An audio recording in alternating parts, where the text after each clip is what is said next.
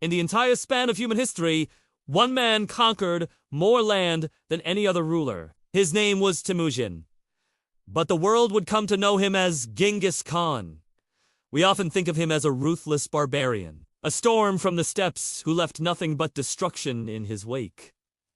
But that's only half the story. He was also a revolutionary leader, a brilliant strategist, and the architect of the largest contiguous land empire the world has ever seen. His story is a brutal, complicated, and utterly fascinating tale of how one outcast forged a new world order. Born around 1162 on the vast, unforgiving Mongolian steppe, the boy named Temujin entered a world of constant tribal warfare. His early life was defined by tragedy. When he was just a child, his father, a minor clan chief, was poisoned by rival Tatars. His own tribe, fearing the burden of a widow and her children, abandoned them to die. Temujin, his mother, and his siblings were cast out, forced to survive by hunting rats and digging for roots. This brutal childhood of starvation, betrayal, and violence forged in him an iron will and a core set of beliefs,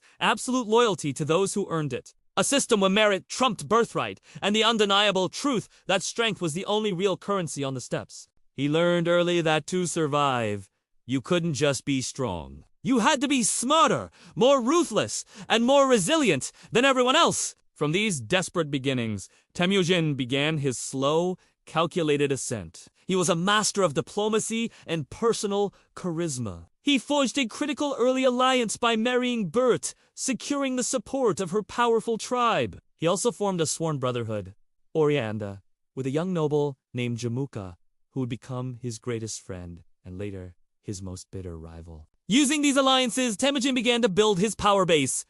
He didn't just conquer other tribes, he absorbed them. He broke with Mongol tradition by scattering the conquered peoples among his own loyal warriors, ensuring their allegiance was to him, not to their old chieftains. He defeated rival after rival the Tatars who killed his father, the powerful Kurite tribe, and finally his childhood friend, In 1206, at a great assembly of all the steppe tribes, he was proclaimed Genghis Khan, the universal ruler.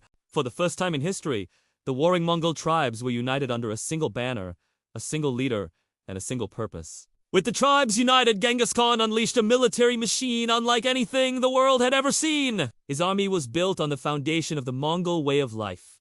Every man was a horseman and an archer from birth. Their small, sturdy horses could cover 100 miles in a day and survive on almost nothing. This gave his armies unparalleled speed and mobility. But it was his revolutionary tactics that made them truly unstoppable. He perfected the feigned retreat, luring overconfident enemies into devastating ambushes. He established a vast and efficient spy network, the Nerj, to gather intelligence before any campaign. His army was governed by absolute discipline, enforced by a decimal system where units of 10, 100, and 1,000 were collectively responsible for the actions of each member, and promotion was based entirely on skill and loyalty, not family ties. Finally, he mastered psychological warfare. Tales of his army, its ferocity, and the complete annihilation of cities that resisted would travel far ahead of his forces, often causing enemies to surrender without a fight. The first to feel the full force of this new power was the wealthy and powerful Khwarezmian Empire in Central Asia.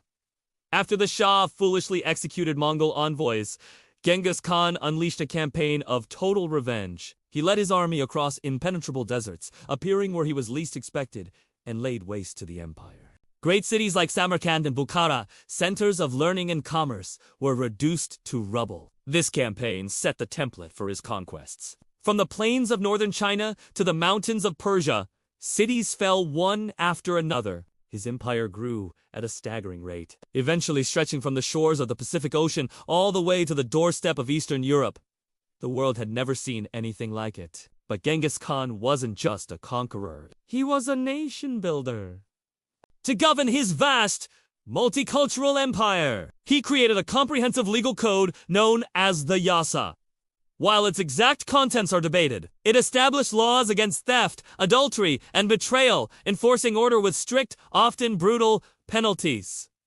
Crucially, the Yasa also mandated religious tolerance. Christians, Muslims, and Buddhists were all free to practice their faith, a policy unheard of in much of the world at the time. He understood the value of commerce and established the Yam, a sophisticated postal relay system that protected trade routes and allowed goods, ideas, and information to travel safely and quickly across his domain. He recognized talent wherever he found it, actively recruiting artisans, scholars, and engineers from conquered lands to help administer and improve his empire. He was building something meant to last. The result of this stability and organization was a period that historians now call the Pax Mongolica, the Mongol Peace. For the first time in centuries, travel across the vast expanse of Asia was safe. A person could journey from one end of the empire to the other with nothing but a gold plate on their head.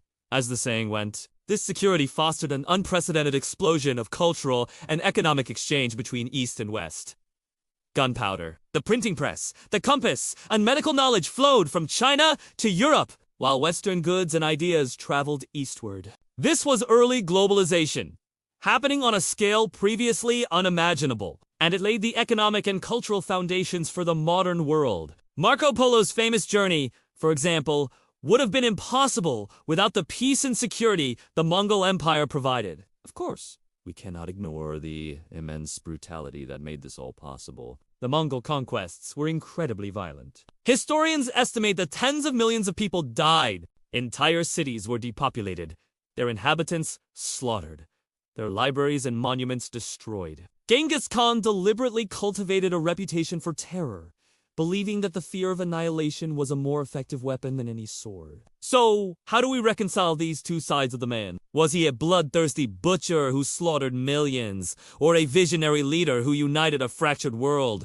created laws, and fostered trade? The truth is, he was both. This duality is what makes him such a complex and enduring figure. He was a product of a violent world, and he used that violence to create an order of his own design. In the year 1227, during a campaign against the Tangut kingdom, Genghis Khan died. The circumstances surrounding his death are shrouded in mystery, some say from an illness, others from injuries after falling off his horse. True to his secretive nature, his final resting place remains the greatest archaeological mystery in the world. He was buried in a secret location, and everyone involved in the funeral procession was reportedly killed to protect its location. But his death did not end the empire. It continued to expand under his sons and grandsons, like Gadai and Kublai Khan, reaching its maximum extent and shaping the destiny of China, Russia, Persia, and Europe for generations to come. So why does Genghis Khan still matter today? He built from nothing the largest contiguous land empire in history. He fundamentally changed the art of warfare, the flow of international trade, and the course of global history. His story is a powerful, if brutal, testament to how leadership can emerge from the most desperate of circumstances. He wasn't born a king, and he didn't inherit an empire. He built it, piece by bloody piece, on the vast and empty steppe. Thank you for watching. If you found this journey into the past fascinating, be sure to like, subscribe, and follow for more stories that shaped our world.